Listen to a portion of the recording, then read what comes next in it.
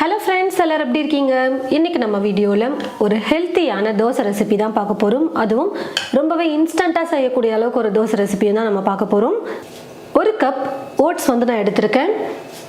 நான் எடுத்துக்கிற கப்போட சைஸ் பாத்தீங்கன்னா 250 ml. இந்த கப்ல ஒரு கப் ஃபுல்லா ஓட்ஸ் ஒரு பாத்திரத்துல எடுத்து சேர்த்துக்கிறேன். இதே கப்ல ஒரு கப் அளவுக்கு தண்ணி அளந்து சேர்த்துக்கலாம்.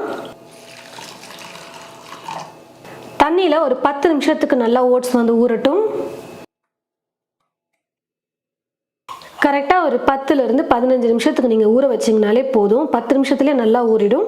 ஒரு 10-15 நிமிஷம் ஊற வச்சதுக்கு அப்புறம் இப்போ இது ஒரு மிக்ஸி ஜாருக்கு மாத்திக்கலாம். இந்த மிக்ஸி ஜார்ல 2 பச்சை மிளகாய் சேர்த்துக்கிறேன். கொஞ்சம் சின்னதா இருக்கிறதுனால 2 எடுத்துர்க்கேன். 1 இன்ச் அளவுள்ள இஞ்சி எடுத்துக்கிட்டு கொஞ்சம் சின்னதா கட் பண்ணி சேர்த்துக்கலாம். ஒரு வெங்காயத்துல பாதி வெங்காயம் மட்டும் கட் பண்ணி எடுத்து வச்சிருக்கேன். நம்ம எடுத்துக்கிற ஓட்ஸ்க்கு பாதி வெங்காயம் சேர்த்துக்கிட்டா கரெக்டா இருக்கும். வெங்காயத்தையும் இது போல கட் பண்ணி சேர்த்ததுக்கு அப்புறம் ஊற வச்சு எடுத்து வச்சிருக்கிற இந்த ஓட்ஸை அந்த தண்ணியோட சேர்த்துக்கலாம்.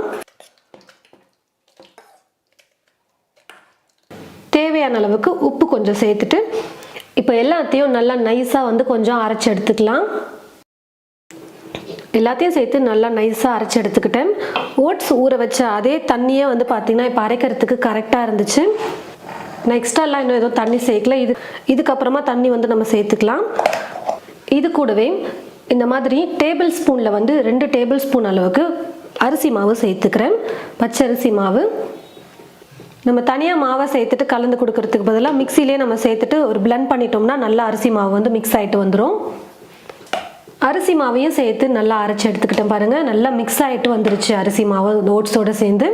இப்போ இந்த மாவை ஒரு பாத்திரத்துக்கு மாத்திக்கலாம். கொஞ்சமா இந்த மிக்ஸி ஜார்லேயே தண்ணியை சேர்த்துட்டு நல்லா அலசி சேர்த்துக்கிறேன். தண்ணி பார்த்து கொஞ்சமா சேர்த்துக்கோங்க. தோசை மாவு பதத்துக்கு இப்போ நம்ம மாவு கரைக்கணும். அதுக்கேற்றது போல தண்ணி கொஞ்சமா சேர்த்து கரைச்சிக்கலாம். அரிசி மாவை நம்ம சேர்க்காமலும் செய்யலாம். கொஞ்சம் அரிசி மாவு சேர்த்து பண்ணும்போது இன்னும் நல்லா சூப்பரா இருக்கும். பொதுவா தோசைக்கு எப்படி நம்ம மாவு கரைப்போமோ அந்த பதத்துக்கு இப்போ நான் பாத்தீங்கன்னா மாவு கரைச்சி எடுத்து வச்சுக்கிட்டேன். தோசைக்கல் நல்லாவே சூடேறிடுச்சு. இப்போ கரைச்சி எடுத்து வச்சிருக்கிற இந்த மாவை ஊத்திக்கலாம். உங்களுக்கு மெல்லிசா வேணும்னாலும் நீங்க மெல்லிசா ஊத்திக்கோங்க. நான் கொஞ்சம் இப்போ நார்மலா எப்படி தோசை செய்வோமோ அந்த மாதிரி நான் செஞ்சு எடுத்துக்கிறேன். சாதா தோசை செய்ய போறேன். வெயிட் லாஸ்லாம் பண்ண போறீங்க அப்படின்னா இதுக்கு மேலே நீங்க எண்ணெய்லாம் எதுவுமே சேர்க்காமலே அப்படியே பாத்தீங்கன்னா செஞ்சுக்கலாம். கொஞ்சம் லைட்டா எண்ணெய் இருந்தால் நல்லா இருக்கும் அப்படின்னு நினைச்சீங்கன்னா கொஞ்சமா எண்ணெய் மேலே சேர்த்துக்கோங்க. ஒரு பக்கம் தோசை நல்லா வெந்ததும் இப்போ நான் இன்னொரு பக்கம் திருப்பி போட்டுக்கிறேன். நல்லா மெல்லிசா வேணும்னாலும் நீங்க முறுமுறுன்னு கூட நீங்க ஊத்திக்கலாம். 2 பக்கமும் தோசை நல்லா வெந்து வந்துருச்சு. இப்போ நான் எடுத்துக்கிறேன். இதே போல மீதி இருக்கிற எல்லாமாவையும் நான் தோசை செஞ்சு எடுத்துக்கிறேன். ரொம்பவே சிம்பிளா ஒரு 10 நிமிஷத்துல பாத்தீங்கன்னா நம்ம இந்த ஓட்ஸ் தோசை ரெடி பண்ணிடலாம். ஓட்ஸ் மட்டும் வீட்டில் இருந்துச்சுன்னா ஒரு ஹெல்த்தியான பிரேக்ஃபாஸ்ட் பாத்தீங்கன்னா காலையில நம்ம அதுவும் 10 நிமிஷத்துலேயே செய்யறதுக்கு ஒரு சூப்பரான ரெசிபி இது. டயட்லலாம் இருக்கீங்க, வெயிட் லாஸ் பண்ணணும் அப்படின்னு நினைச்சீங்கன்னா இந்த மாதிரி நீங்க காலையில பிரேக்ஃபாஸ்ட்க்கு நீங்க தோசை ஓட்ஸ் வச்சு செஞ்சு பாருங்க. நான் இதுக்கு சிம்பிளா கார சட்னி பாத்தீங்கன்னா பண்ணியிருக்கேன்.